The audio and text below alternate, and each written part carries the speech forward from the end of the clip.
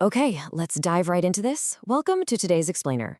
We're going to demystify one of the absolutely crucial secure coding practices you need in your toolkit.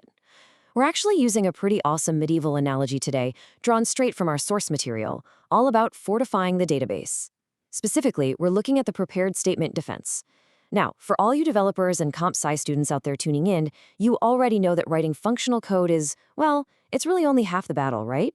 Keeping that code safe from malicious actors? Yeah, that is the real challenge we face every single day. So, is your database truly a fortress, or are the gates just wide open? It's a heavy question, but it's one every single one of us literally needs to ask ourselves the second we push code to production. I mean, you might look at your system and think those digital walls are totally impenetrable. But if you aren't handling your database queries correctly, you could be secretly vulnerable to a seriously devastating attack. Those gates could be completely unlatched right now, literally just waiting for someone to push them open.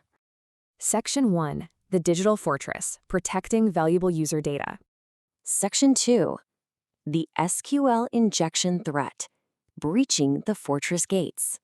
You see, SQL injection is basically the primary battering ram attackers use against our digital walls. What they do is they use malicious dynamic string inputs.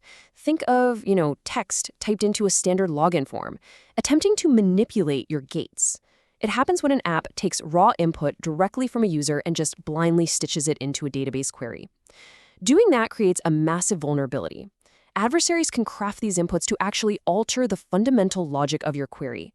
They're effectively tricking your fortress into opening the gates from the inside out, which, of course, grants them unauthorized access to all that sensitive data we're supposed to be protecting. Section 3. The Prepared Statement Defense, Bolstering Our Database Security. So the big question, how do we actually stop this battering ram?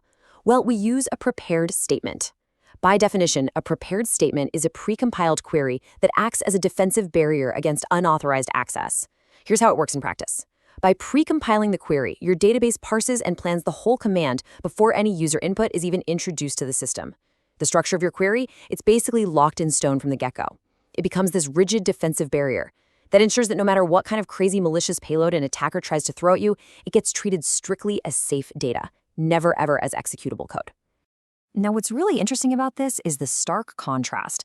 On one side, you've got dynamic strings. These are inherently vulnerable because they're easily manipulated inputs. They're just dangerously flexible.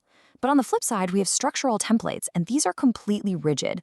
Because that structure is predefined and precompiled, the inputs are totally neutralized. They literally cannot break out of the mold you set up for them. And it's exactly the structural rigidity that keeps your fortress completely 100% secure. Section 4. Locking the Gates. From Lesson 17, The Precompilation Forge. All right, let's see how this all builds into a real practical application. Step 1. You pre-compile the query. You're basically defining the exact SQL command you want to run right up front, and you just leave specific safe placeholders for the user's data. Step 2. You apply structural template overlays.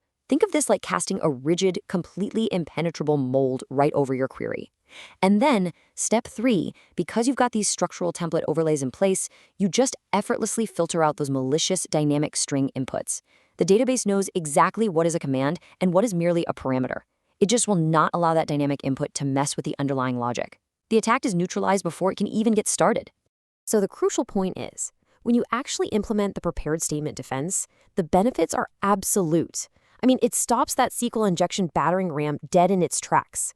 It also guarantees the integrity of your underlying code, making sure your queries do exactly what you originally designed them to do. And that means user data is handled safely. Ultimately, you're achieving incredibly robust digital protection for your entire system. You have successfully bolted those gates shut. I'm going to leave you with this final, provocative thought. Take a hard look at your own codebase today. Are your underlying structural templates really strong enough to keep those gates permanently locked?